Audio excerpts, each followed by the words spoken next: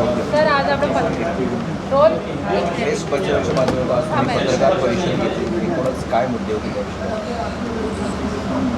जुलै 2024मध्ये आम्ही बेस्ट बचाव अभियानाची सुरुवात केली होती आणि त्या वेळापासून मागणी आमची एकच आहे की BSTने ठरल्याप्रमाणे कराराप्रमाणे स्वतःच्या मालकीच्या 3,337 बसगाड्यांचा ताफा राखला गेला पाहिजे आणि कॉन्ट्रॅक्ट सिस्टम बंद केली गेली पाहिजे।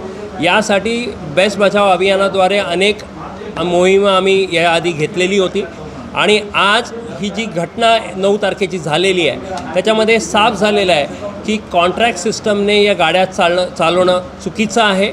मुंबईकर जनतेला याच्यातनं काही चांगली सेवा मिळत नाही, उलट मुंबईकर जनता आणि पॅसेंजर यांच्या जीवाला धोका आहे।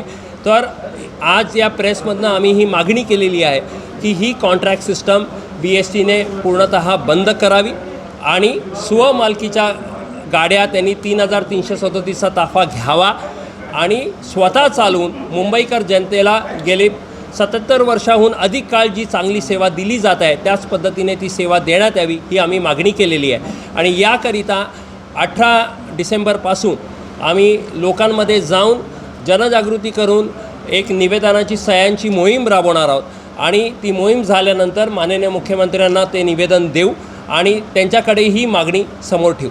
सर पण तुमची सतत हीच मागणी असते पण आतापर्यंत अजून मागणी पूर्ण नाही झाली। मागणी पूर्ण नाही झाली पण आम्ही सोडलेली नाही आणि आमची अपेक्षा आहे, आम्ही आंदोलन पुढच्या भागात नेत आहोत। आमची अपेक्षा आहे की आता नवीन सरकार आलेलं आहे, या मागणीकडे लक्ष देईल आणि मागणी पूर्ण करेल। कुर्ल्यामध्ये अपघात झालेला मोठा आहे, या सगळ्या संदर्भात तुमचं काय भूमिका काय म्हणणं? अपघात दुर्दैवी आहे, अशी घटना घडू नये आणि पहिल्यांदाच अशी एवढी मोठी घटना घडलेली आहे। आम्हाला असं वाटतं की या कॉन्ट्रॅक्ट सिस्टममुळेच, कारण की कुठेही काही नियम पाळले जात नाहीत, ट्रेनिंग्स व्यवस्थित होत नाहीत, मेंटेनन्स व्यवस्थित होत नाही आणि त्यामुळे अशा घटना घडत आहेत। तर कॉन्ट्रॅक्ट सिस्टम रद्द करून BSTने स्वतः जबाबदारी घेऊन स्वतः गाड्या चालवावीत तर अशा घटना घडणार नाहीत ही अपेक्षा आहे।